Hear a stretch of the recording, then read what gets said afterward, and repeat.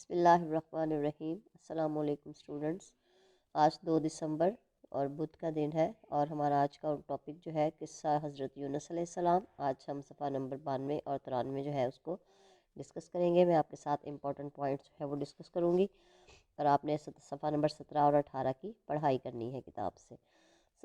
صفحہ نمبر 92 پہ سب سے پہلے ہے اجتماعی دعا۔ اجتماعی کہتے ہیں جب سارے لوگ ایک جگہ پہ مل کے اکٹھی عبادت کرتے ہیں تو اس کو اجتماعی عبادت کہتے ہیں، جب دعا کرتے ہیں تو اس کو اجتماعی دعا کہتے ہیں۔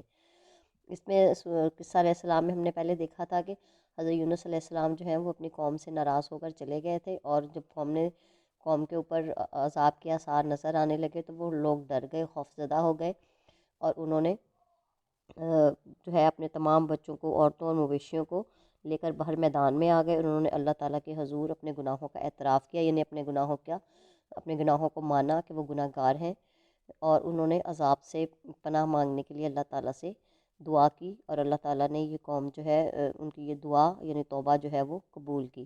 بچوں، قیامت سے جب سے دنیا بنی ہے تب سے اب تک حضرت یونس علیہ السلام کی قوم وہ واحد قوم ہے جن پر اللہ تعالیٰ نے عذاب جو تھا وہ نازل کرنا تھا، لیکن وہ عذاب ان کی دعا توبہ کی وجہ سے عذاب جو ہے وہ ٹل گیا۔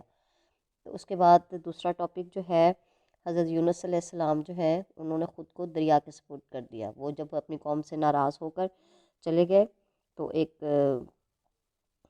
انہوں نے یہ سوچا کہ اللہ تعالیٰ ان پر تنگی نہیں فرمائیں گے، وہ یہ بھی چاہتے تھے کہ عذاب والی جگہ سے دور چلے جائیں، تو وہ عذاب والی جگہ سے دور جانے کے لیے وہ ایک دریا کی طرف چلے گئے، اور وہاں سے ایک بھری ہوئی کشتی میں سوار ہوئے۔ کشتی کچھ دیر تک تو چلتی رہی، لیکن پھر دریا میں طوفان آ گیا، اور اونچی اونچی لہروں میں وہ کشتی جو ہے وہ ڈوب گئی، ڈوبنے کی پوزیشن میں تھی۔ تو کچھ لوگوں میں سے کہا کہ اگر مطلب اس میں ایک ایسا شخص سوار ہے جو اپنے آقا سے بھاگا ہوا ہے، اگر وہ اس کشتی سے نکل جائے تو کشتی جو ہے وہ محفوظ ہو جائے گی۔ ان لوگوں نے 3 دفعہ قرآن اندازی کی، اور تینوں دفعہ حضرت یونس علیہ السلام کا نام آیا۔ تو حضرت یونس علیہ السلام جو ہے انہوں نے خود ہی اپنے آپ کو دریا کے سپرد کر دیا، یعنی انہوں نے دریا میں چھلانگ لگا دی، اور اس طرح پھر وہ مچھلی کے پیٹ میں چلے گئے۔ اللہ تعالیٰ نے مچھلی کو حکم دیا کہ حضرت یونس علیہ السلام کو نقصان پہنچائے بغیر نگل لو۔ مچھلی نے حضرت یونس علیہ السلام کو حفاظت سے اپنی پیٹ میں رکھ لیا، اور دریا کی تہہ میں جا کر گھومنے لگی۔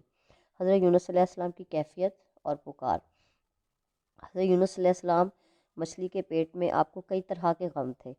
پہلا غم جو تھا وہ قوم کے ایمان نہ لانے کا، دوسرا اللہ تعالیٰ کے واضح حکم کے بغیر آپ نے اپنی قوم کو چھوڑ دیا، اور پھر تیسرا مچھلی کے پیٹ میں جانے کا غم۔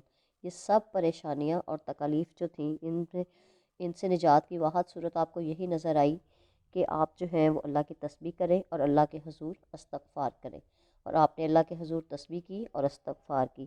جو تسبیح جو ہے وہ حضرت یونس علیہ السلام کرتے رہے وہ تھی لا الہ الا انت سبحانک انی کنت من الظالمین۔ اس کا ترجمہ ہے کہ اے اللہ، آپ کے سوا کوئی معبود نہیں، آپ پاک ہیں، یقیناً میں ہی قصوروار ہوں۔ اس کے بعد اللہ تعالیٰ نے غم سے نجات، اللہ تعالیٰ جب حضرت یونس علیہ السلام مچھلی کے پیٹ میں رہے اور آپ نے بہت کریازاری سے اللہ تعالیٰ سے دعا کی، اللہ تعالیٰ کے دن رات تسبیح بیان کرتے رہے، تو اللہ تعالیٰ نے آپ کو غم سے نجات دی، اور آپ کی دعا جو ہے وہ قبول ہو گئی۔ اور یہ صرف اس وجہ سے ہوا کہ آپ اللہ تعالیٰ کی دن اور رات تسبیح بیان کرتے تھے۔ اگر وہ اللہ تعالیٰ کی تسبیح، اللہ تعالیٰ کی سے توبہ استغفار نہ کرتے تو آپ مچھلی کے پیٹ میں ہی رہتے۔ حضرت یونس علیہ چٹیل میدان میں، چٹیل یہ ورڈ ہے، چٹیل میدان میں اللہ تعالیٰ کے حکم پر مچھلی نے حضرت یونس علیہ السلام کو ایک چٹیل میدان کے کنارے پر ڈال دیا، یعنی اس مچھلی نے حضرت یونس علیہ السلام کو اپنے اندر سے باہر نکال کر میدان میں اگل دیا، اور مچھلی کے پیٹ میں رہنے کی وجہ سے آپ بہت کمزور ہو گئے تھے، اور اللہ تعالیٰ نے وہاں پر آپ کی کمزوری اس چٹیل میدان میں اللہ تعالیٰ نے آپ کے لیے غذا اور شفا کا انتظام کیا۔ وہاں پہ کدو کی ایک بیل جو ہے وہ اللہ پاک کی طرف سے اگی، اس کی وجہ سے اس کا پھل کھانے سے آپ کو غذا ملی، اور اسی سے آپ کو شفا ملی، اور آپ صحت یاب ہو گئے۔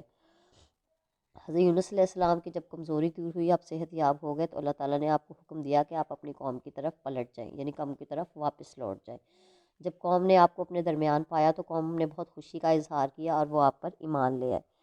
اور اس کے بعد آپ پر ایمان لے آئے اور وہ ایمان کے ساتھ زندگی گزارنے لگے، آپ کی اطاعت میں، آپ کی فرما برداری میں پوری قوم جو ہے وہ زندگی گزارنے لگی۔ تو بچوں اس سبق سے، اس قصے سے ہمیں کیا سبق حاصل ہوا؟